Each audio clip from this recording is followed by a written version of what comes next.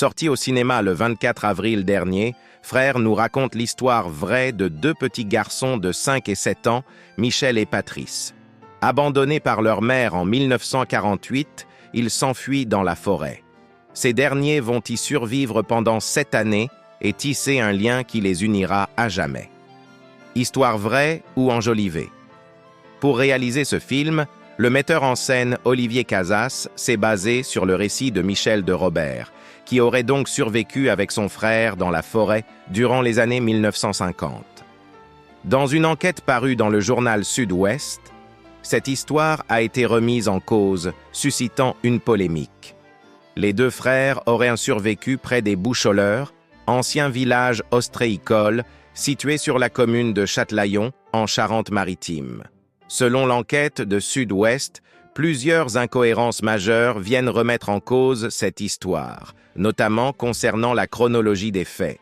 D'après le journal, Olivier Casas a contacté une Rochelaise spécialiste de la présence américaine en Charente-Maritime en vue de la préparation du long-métrage. Nous étions alors en 2020. Relativement incrédule, cette personne repère assez rapidement des problèmes dans la chronologie des événements, notamment la présence d'une base américaine qui a été implantée en 1956 et non en 1951, ne collant pas avec les faits. Elle fait part de ses doutes à l'équipe du film. Pour elle, ce récit ne tient pas debout. Je suis diplomate, donc je leur dis que ce n'est pas compatible, mais ils n'ont pas tenu compte de mes arguments. Ils avaient envie d'entendre ce qui les arrangeait, et ce que je leur disais ne leur convenait pas, a-t-elle souligné dans les colonnes de Sud-Ouest. La production continuera donc le travail sans l'aide de cette personne. Par ailleurs, toujours selon le journal, personne n'a entendu parler d'une telle aventure aux Boucholeurs.